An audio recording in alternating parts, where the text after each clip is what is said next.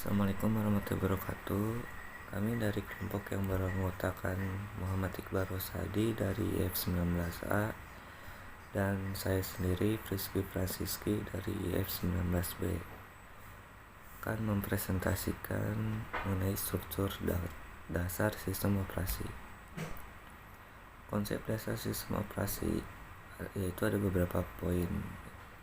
Pertama, layanan sistem operasi, sistem cost, pemrograman sistem, struktur sistem, mesin virtual, sistem generation, dan rancangan sistem. Manajemen proses. Proses adalah sebuah program yang sedang dijalankan atau eksekusi. Suatu proses memerlukan sumber daya pada saat eksekusi. CPU time, memori, berkas, dan I/O. Sistem operasi bertanggung jawab terhadap aktivitas yang berhubungan dengan manajemen proses. Pertama, penundaan dan pelanjutan proses, penyediaan mekanisme untuk pembuatan dan penghapusan proses, yaitu sinkronisasi antara proses, komunikasi antar proses, penanganan deadlock. Komponen dasar sistem operasi, manajemen proses, yaitu manajemen memori utama, manajemen berkas, manajemen I/O, manajemen penyimpanan sekunder, jaringan, sistem proteksi, dan command interpreter system. Manajemen memori utama. Pertama, memori sebagai tempat penyimpanan instruksi atau data dari program. Penyimpanan yang cepat sehingga dapat membagi kecepatan eksekusi instruksi CPU. Ketiga, terdiri dari words atau bytes yang besar. 4, alamat digunakan untuk mengakses data atau share oleh CPU dan I/O device. 5, umumnya memori bersifat volatil atau tidak permanen, sehingga akan hilang jika komputer dimatikan. Sistem operasi bertanggung jawab untuk aktivitas berikut yang berhubungan dengan manajemen memori. Manajemen file dan sistem I/O.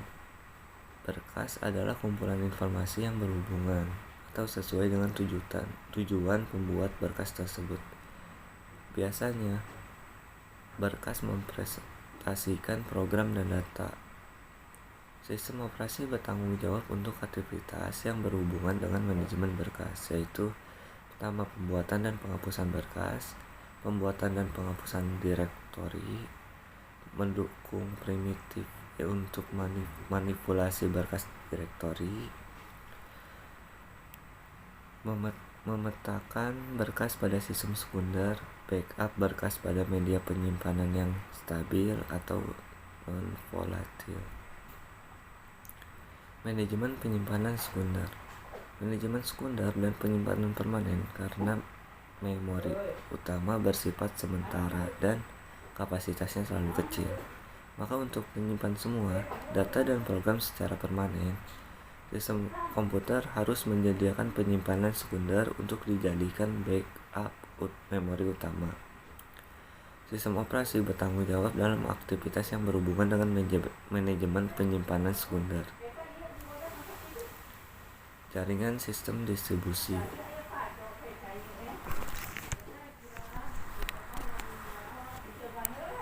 Jaringan sistem distribusi.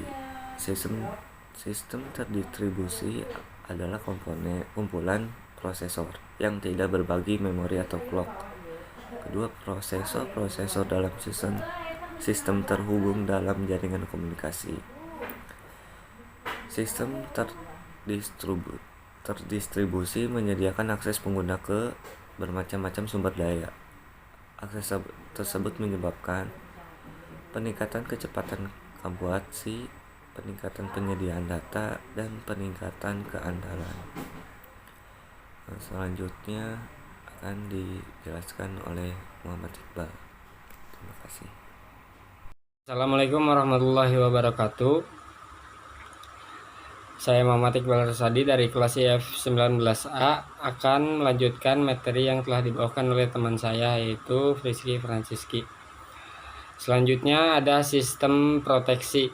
Proteksi berkenaan dengan mekanisme untuk mengontrol akses yang dilakukan oleh program, prosesor, pengguna sistem maupun pengguna sumber daya.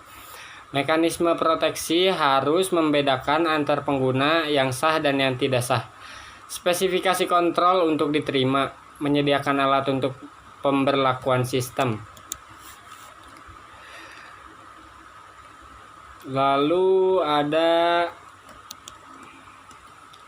pelayanan sistem operasi.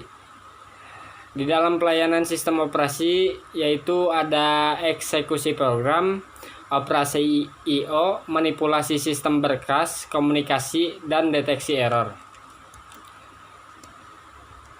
Lalu ada pelayanan tambahan, lebih diarahkan kepada upaya untuk menjaga efisiensi sistem, bukan untuk membantu pengguna. Alokasi sumber daya, accounting, dan proteksi. Lalu di slide selanjutnya ada sistem call. Sistem call menyediakan antarmuka antara proses program yang sedang dijalankan dan sistem operasi. Tersedia sebagai instruksi bahasa rakitan. Sistem call dibuat langsung dari bahasa pemrograman tingkat tinggi. Bahasa pemrograman tingkat tinggi, contohnya C dan C++, telah didefinisikan untuk menggantikan bahasa rakitan untuk sistem pemrograman. 3 metode yang digunakan dalam memberikan parameter kepada sistem operasi, yaitu melalui register, menyimpan parameter dalam blok, menyimpan parameter push ke dalam stack oleh program.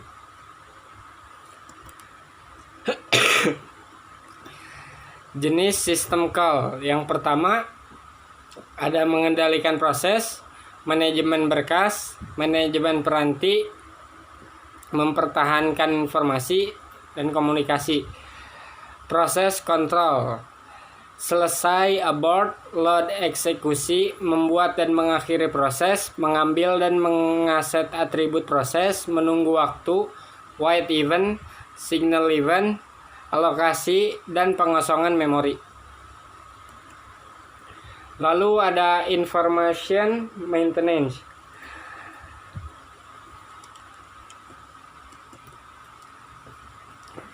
Information maintenance berisi mengambil dan mengaset waktu dan tanggal, mengambil dan mengaset sistem data, mengambil proses, berkas atau atribut peranti, mengakses proses, berkas atau atribut peranti.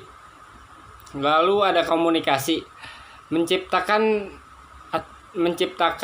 menghapus hubungan komunikasi, mengirim dan menerima pesan, mentransfer status informasi, attach atau detach remote device. Komunikasi dapat dilakukan melalui messenger, phishing, atau shared memory. Lalu ada struktur sistem. Struktur 1. Struktur sistem sederhana. Sebelumnya struktur sistem terbagi menjadi 2, yaitu struktur sistem sederhana dan struktur sistem pendekatan terlapis. Yang pertama, struktur sistem sederhana dimulai dengan sistem yang kecil, sederhana dan terbatas, kemudian berkembang dengan mencakup original. Struktur sistem MS-DOS disusun untuk mendukung fungsi yang banyak pada ruang yang kecil. 2. Pendekatan terlapis. Lapisan adalah implementasi dari objek abstrak yang merupakan enkapsulasi dari data dan operasi yang bisa memanipulasi data tersebut. Lapisan paling bawah berisi perangkat keras. Lapisan paling atas berisi antarmuka. Lalu yang ketiga ada mikrokernel. Fungsi utamanya mendukung fasilitas komunikasi antar program klien dan bermacam-macam layanan juga berjalan di user space. Contoh sistem operasinya True64, Unix, macOS, dan KNX. Lalu ada perancang sistem. Perancang sistem dipengaruhi oleh perangkat keras dan jenis sistem sehingga kebutuhannya akan lebih sulit untuk dispesifikasikan. Kebutuhan terdiri dari tujuan pengguna dan tujuan sistem. Pengguna ingin sistem yang enak digunakan, mudah dipelajari, terpercaya, aman, dan cepat. Tapi itu semua sebenarnya tidak dibutuhkan oleh sebuah sistem. Sistem ingin mudah dirancang dan diimplementasikan, fleksibel, terpercaya, error yang minimal, dan efisien. Mekanisme dan kebijakan. Mekanisme menjelaskan bagaimana melakukan sesuatu. Kebijakan menentukan apa yang dilakukan. Mengizinkan fleksibilitas yang tinggi. Kebijakan akan diubah suatu saat. Kebijakan penting untuk semua alokasi sumber daya dan menjadwalkan masalah. Mekanisme yang menentukan apa dan bagaimana. Lalu di sini ada mesin virtual. Mesin virtual mengambil pendekatan terlapis sebagai kesimpulan logis, menyediakan sebuah antarmuka yang identik dengan underlying bare hardware. Sistem operasi membuat ilusi dari banyak proses, dibuat dengan pembagian sumber daya oleh komputer fisik. Software membutuhkan uang di dalam disk untuk menyediakan memori virtual dan spooling, yaitu sebuah disk. Keuntungan penggunaan. Keamanan bukanlah masalah. VM sistem adalah kendaraan yang sempurna untuk penelitian dan pengembangan sistem operasi. Kerugian penggunaannya adalah VM sulit diimplementasikan karena banyak syarat yang dibutuhkan. Menyediakan duplikat yang tepat dari underlying machine. Waktu yang dibutuhkan I/O lebih bisa cepat karena ada spooling. Selanjutnya adalah system generation. Sistem operasi dirancang untuk dijalankan pada berbagai jenis mesin. Sistemnya harus dikonfigurasikan untuk setiap komputer. Program sysgen mendapatkan informasi mengenai konfigurasi khusus tentang sistem perangkat keras dari sebuah data. CPU, apa yang digunakan, pilihan yang install, berapa banyak memori yang tersedia, peralatan yang tersedia, sistem operasi, pilihan apa yang diinginkan atau parameter apa yang diinginkan. Lalu ada satu info diperoleh, bisa digunakan dengan berbagai cara. Sekian presentasi dari kami. Mohon maaf apabila banyak salah-salah kata.